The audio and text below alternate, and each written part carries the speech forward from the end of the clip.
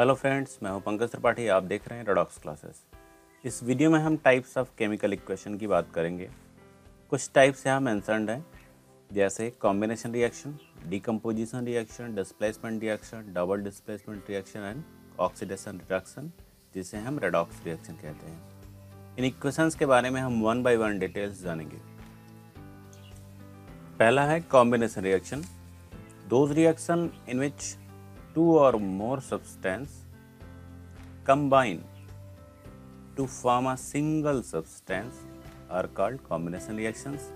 ऐसे रिएक्शंस जिसमें दो या दो से ज़्यादा सब्सटेंसेस कंबाइन होकर के एक सिंगल सब्सटेंस बनाते हैं, वहाँ कॉम्बिनेशन रिएक्शन होता है। एग्जाम्पल की मदद से देखते हैं। मैग्नीशियम रिबन को जलाने पर ऑक्सीजन की उपस्थिति में मैग्नीशियम ऑक्साइड का फ्लेकी पाउडर MgO मिलता है। इक्वेशन को बैलेंस कर देते हैं। यहाँ हम देख सकते हैं मैग्नीशियम ऑक्सीजन दोनों का कॉम्बिनेशन हो रहा है और हमें एक सिंगल प्रोडक्ट मैग्नीशियम ऑक्साइड मिल रहा है। एक और एग्जांपल देखते हैं। हाइड्रोजन और क्लोरीन का रिएक्शन कराते हैं। हाइड्रोजन गैस और क्लोरीन गैस, तो हाइड्रोक्लोरिक एसिड गैस बनती है HCl। यहाँ भी हम देख सकते हैं हाइड्रोजन और क्लोरीन दो सब्सटेंसेस हैं, मिल करके कंबाइन होकर के एक सिंगल प्रोडक्ट, एक single substance hydrochloric acid gas बना रहे हैं। एक और एग्जांपल देखते हैं। कैल्शियम ऑक्साइड को जब हम पानी में घोलते हैं, कैल्शियम ऑक्साइड, इसे हमने पानी में घोला H2O, तो कैल्शियम हाइड्रोक्साइड लाइम वाटर मिलता है। इसे भी बैलेंस कर देते हैं।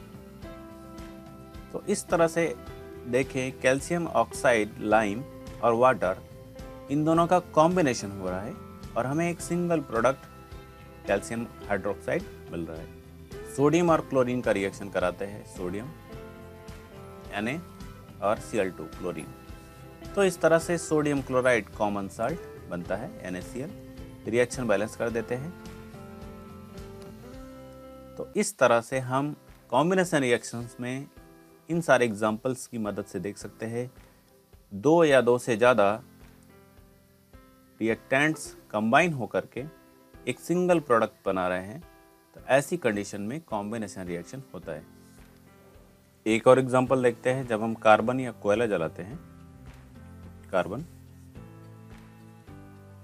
जलाते हैं तो इसका ऑक्सीडेशन होता है, ऑक्सीजन की उपस्थिति में जलता है तो कार्बन डाइऑक्साइड गैस निकलती है। यहाँ कार्बन और ऑक्सीजन दोनों के कॉम्बिनेशन से एक single product carbon dioxide gas मिल रही है। इस तरह से कॉम्बिनेशन रिएक्शंस को हमने देखा, जहाँ पर सब्सटेंसेस कंबाइन होकर के एक सिंगल सब्सटेंस, एक सिंगल प्रोडक्ट बनाते हैं, वो कॉम्बिनेशन रिएक्शंस होते हैं। डिकम्पोजिशन रिएक्शन हम देखते हैं।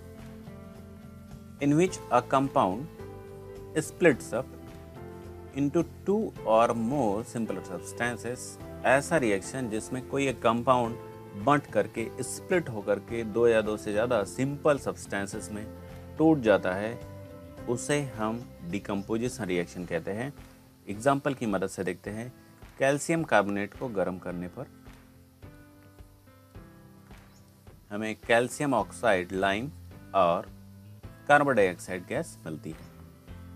तो इस तरह से हम देख सकते हैं यहाँ पर कैल्शियम कार्बोनेट का डिकम्पोजिशन हो रहा है। ये एक कॉम्प्लेक्स कंपाउंड था, इसमें कैल्शियम, कार्बन और ऑक्सीजन तीनों थे।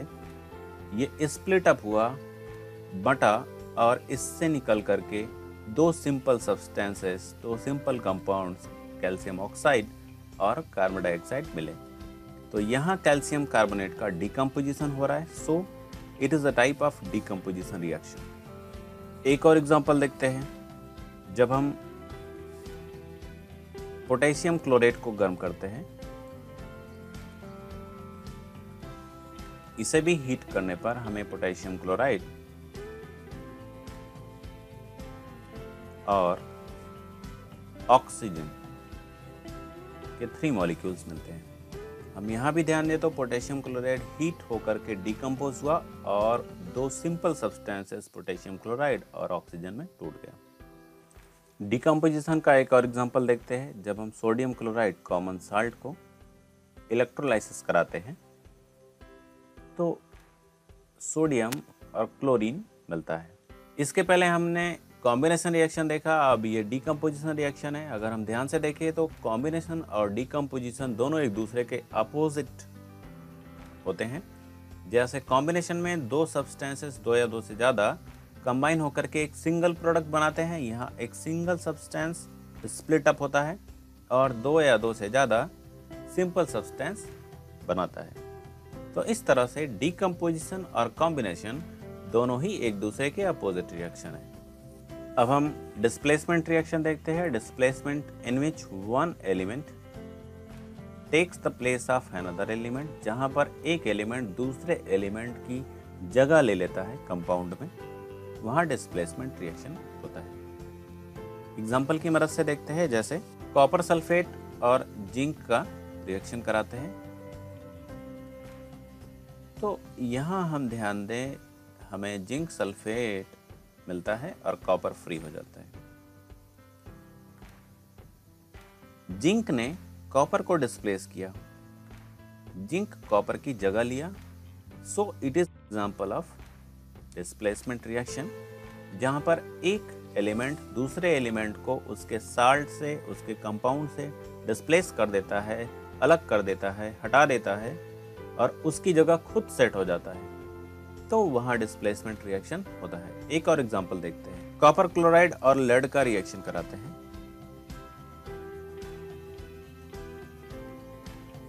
और लेड, तो इस केस में लेड क्लोराइड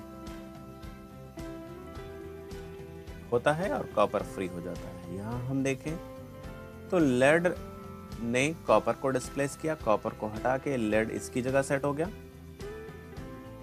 और कॉपर फ्री हो गया। तो इस तरह से डिस्प्लेसमेंट रिएक्शन में, फिर से बताते हैं, डिस्प्लेसमेंट रिएक्शन में एक एलिमेंट जो ज़्यादा रिएक्टिव होगा, अब यहाँ पर हमें रिएक्टिविटी सीरीज को भी मेंशन करना जरूरी है। ये रिएक्टिविटी सीरीज है, यहाँ पर सारे मेटल्स की रिएक्टिविटी असेंडिंग डिसेंडिंग ऑर्डर में दी गई है। सबसे ज़्यादा रिएक्टिव मेटल पोटेशियम है। हम जिंक को देखें, उसकी पोजीशन यहाँ पर है, और कॉपर को देखें तो वो यहाँ पर है। ऊपर के एलिमेंट्स ज़्यादा रिएक्टिव होते हैं, सो जिंक कॉपर से ज़्यादा रिएक्टिव है। इस वजह से जिंक ने कॉपर को उसके सल्फेट से डिस्प्लेस किया। अब हम एक एग्जांपल देखते हैं। हमें जिंक सल्फेट ZnSO4 और कॉपर का रिएक्शन कराना है। तो क्या ये रिएक्शन पॉसिबल होगा? क्या हमारा कॉपर सल्फेट और जिंक फ्री होगा? नहीं, ये रिएक्शन गलत है, बिकॉज कॉपर जिंक को डिस्प्लेस नहीं कर सकता। हमने रिएक्टिविटी सीरीज में जस्ट अभी देखा कि कॉपर लेस रिएक्टिव है, जिंक ज़्यादा रिएक्टिव है। इस वजह से कॉपर जिंक को हटा नहीं सकता, डिस्प्लेस नहीं कर सकता। सो ये रिएक्शन पॉसिबल नहीं है। अब हम डबल डिस्प्लेसमेंट रिएक्शन देखते हैं, in which two compounds react by an exchange of ion to form two new compounds, जहां पर दो कंपाउंड्स आपस में रिएक्शन करते हैं, अपने आयन का एक्सचेंज करते हैं और दो नए कंपाउंड्स बनाते हैं, वहां डबल डिस्प्लेसमेंट रिएक्शन होता है। एग्जाम्पल की मदद से देखते हैं। सिल्वर नाइट्रेट और सोडियम क्लोराइड का रिएक्शन कराते हैं। Silver nitrate AgNO3 plus sodium chloride NaCl। इन दोनों के रिएक्शन से सिल्वर क्लोराइड और सोडियम नाइट्रेट मिलता है। अब यहाँ हम ध्यान से देखें तो सिल्वर और सोडियम, इन दोनों ने अपने आयंस का एक्सचेंज कर लिया है, अपने आप को एक्सचेंज कर लिया है। सोडियम सिल्वर की जगह जाकर के सोडियम नाइट्रेट NaNO3 बनाया और सिल्वर क्लोरीन की जगह जाकर के सिल्वर क्लोराइड बनाया। इस तरह से दो कंपाउंड्स अपने आयंस का एक्सचेंज करके दो नए कंपाउंड्स बनाते हैं, तो वहां डबल डिस्प्लेसमेंट रिएक्शन होता है। अब हम बेरियम क्लोराइड और सोडियम सल्फेट का रिएक्शन देखते हैं। बेरियम क्लोराइड BaCl2 और सोडियम सल्फेट Na2SO4। इन दोनों के कॉम्बिनेशन से हमें बेरियम सल्फेट और सोडियम क्लोराइड मिलता है। इस तरह हम ध्यान से देखें तो यहाँ भी बेरियम और सोडियम ने अपना एक्सचेंज कर लिया है। ये दो कंपाउंड्स थे, इन दोनों ने आपस में अपने आयंस का एक्सचेंज किया और दो नए कंपाउंड्स बनाए। तो यहाँ भी डबल डिस्प्लेसमेंट है। सोडियम हाइड्रोक्साइड और hydrochloric acid, sodium hydroxide NaOH और हाइड्रोक्लोरिक एसिड HCl, इन दोनों के रिएक्शन से कॉमन साल्ट सोडियम क्लोराइड और H2O वाटर मिलता है। यहाँ भी हम ध्यान दें तो सोडियम और हाइड्रोजन इन दोनों ने अपने आप को एक्सचेंज कर लिया है। सोडियम हाइड्रोजन की जगह जा करके सोडियम क्लोराइड बनाया और हाइड्रोजन यहाँ सोडियम की जगह आकर के हाइड्रोक्सिल आयन के साथ जुड़ा और H2O वाटर बनाया।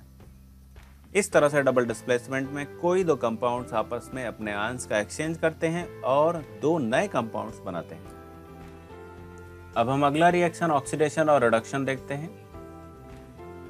ऑक्सीडेशन और रिडक्शन की डेफिनेशंस यहाँ रिटन है, हम इन्हें वन बाय वन देखते हैं। The addition of oxygen to a substance is called oxidation. किसी सब्सटेंस में ऑक्सीजन का ऐड होना ऑक्सीडेशन है। या removal of hydrogen from a substance, किसी सब्सटेंस से हाइड्रोजन का रिमूव होना इज आल्सो कॉल्ड ऑक्सीडेशन, इसे भी ऑक्सीडेशन कहा जाता है। या removal of electron from any atom molecule और आयन, किसी एटम मॉलिक्यूल या आयन से इलेक्ट्रॉन का रिमूव होना भी ऑक्सीडेशन है। इस तरह से ऑक्सीडेशन की तीन कंडीशंस यहाँ दी गई हैं।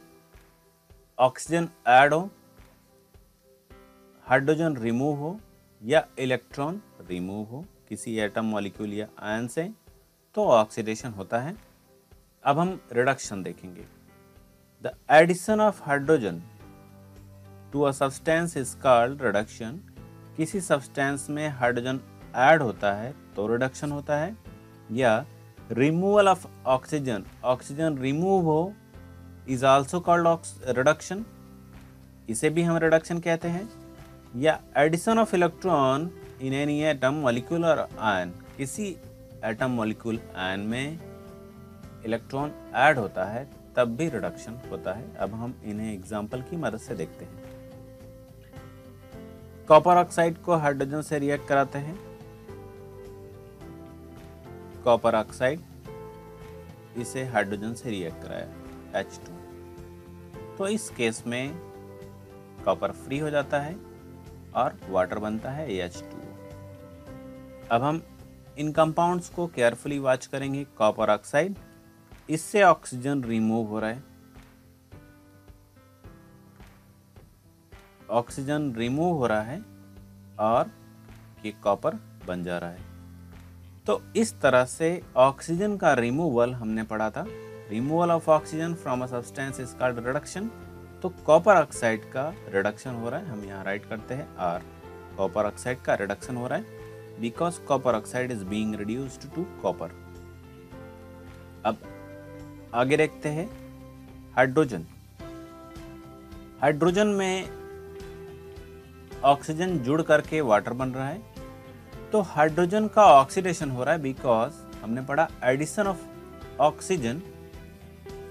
यहाँ देखा था हमने addition of oxygen to a substance, किसी सब्सटेंस में ऑक्सीजन ऐड होता है तो वहाँ ऑक्सीडेशन होता है। अब इसी क्वेश्चन में कॉपर ऑक्साइड से ऑक्सीजन रिमूव हो रहा है तो इसका रिडक्शन हो रहा है। हाइड्रोजन में ऑक्सीजन जुड़ रहा है तो हाइड्रोजन का ऑक्सीडेशन हो रहा है। ये मेंशन करना जरूरी है कि किसका ऑक्सीडेशन और किसका रिडक्शन हो रहा है। अब हम एक और एग्जांपल देखते हैं। हाइड्रोजन सल्फाइड को क्लोरीन से रिएक्शन कराते हैं। हाइड्रोजन सल्फाइड H2S, इसे हमने क्लोरीन गैस से रिएक्ट कराया Cl2। तो इस तरह से हमें सल्फर और HCl मिल जाता है, हाइड्रोक्लोरिक एसिड मिल जाता है। यहाँ भी हम देखें तो हाइड्रोजन सल्फाइड से हाइड्रोजन रिमूव हो रहा है और सल्फर बन रहा है। तो हमने पढ़ा था removal of hydrogen from a substance, किसी सब्सटेंस से हाइड्रोजन निकल जाए तो वहाँ पर ऑक्सीडेशन होता है। इसका मतलब हाइड्रोजन सल्फाइड से हाइड्रोजन निकलने की वजह से इसका ऑक्सीडेशन हो रहा है। हम यहाँ राइट करेंगे हाइड्रोजन सल्फाइड का ऑक्सीडेशन। और क्लोरीन का देखते हैं, क्लोरीन में हाइड्रोजन ऐड हो रहा है। क्लोरीन में हाइड्रोजन ऐड होकर के हाइड्रोक्लोरिक एसिड गैस बनाता है। तो यहाँ क्लोरीन का रिडक्शन हो रहा है बिकॉज हमने पढ़ा addition of hydrogen to a substance. यहाँ हमने देखा था addition of hydrogen to a substance is called reduction. तो हाइड्रोजन सल्फाइड का ऑक्सीडेशन और क्लोरीन का रिडक्शन हो रहा है। अब हम oxidising agent, oxidant, reducing agent, reductant को भी जानते हैं। एग्जाम्पल कॉपर ऑक्साइड को हाइड्रोजन गैस से रिएक्ट कराने पर कॉपर और वाटर बनता है। ऑक्सीडाइजिंग एजेंट या ऑक्सीडेंट की डिफिनेशन देखते हैं। ऑक्सीडाइजिंग एजेंट और oxidant are reduced in chemical reaction. जिसका रिडक्शन होता है वो ऑक्सीडाइजिंग एजेंट या ऑक्सीडेंट होता है। यहाँ रिडक्शन कॉपर ऑक्साइड का हो रहा है बिकॉज ऑक्सीजन रिमूव हो रहा है, इसका रिडक्शन हो रहा है। सो कॉपर एक ऑक्सीडाइजिंग एजेंट है। हाइड्रोजन को देखते हैं, हाइड्रोजन से ऑक्सीजन ऐड हो रहा है तो हाइड्रोजन का ऑक्सीडेशन हो रहा है। बट हाइड्रोजन एक रिड्यूसिंग एजेंट है। रिड्यूसिंग एजेंट और reductant is oxidised in a chemical reaction. Chemical reaction में इनका ऑक्सीडेशन होता है।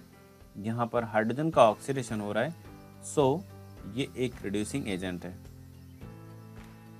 इसे हम फिर से देखते हैं।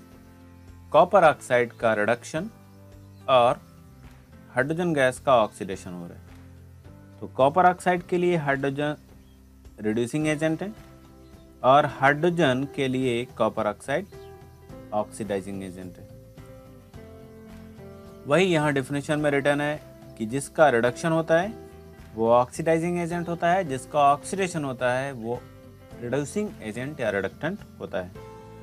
ऑक्सीडाइजिंग और रिड्यूसिंग एजेंट में रिमूवल और एडिशन ऑफ इलेक्ट्रॉन्स भी। ऑक्सीडेशन में डेफिनेशन में हमने देखा था रिमूवल ऑफ इलेक्ट्रॉन और रिडक्शन में एडिशन ऑफ इलेक्ट्रॉन होता था। हम एक एग्जांपल की मदद से देखते हैं। क्लोरीन है, क्लोरीन एक इलेक्ट्रॉन गेन करता है। क्लोरीन में एक इलेक्ट्रॉन ऐड होता है तो क्लोरीन आयन बनता है। हमने पढ़ा था addition of electron is reduction. तो यहाँ क्लोरीन का रिडक्शन हो रहा है, क्लोरीन रिड्यूस हो रहा है। और सोडियम देखते हैं, सोडियम एक इलेक्ट्रॉन निकालता है तो इस तरह से सोडियम आयन बनाता है। तो removal of electron is oxidation. तो यहाँ सोडियम का ऑक्सीडेशन और क्लोरीन का रिडक्शन हो रहा है। इस वीडियो में इतना ही। कुछ नए टॉपिक के साथ एक नया वीडियो लेकर आऊंगा। तब तक देखते रहिए रेडॉक्स क्लासेस। धन्यवाद।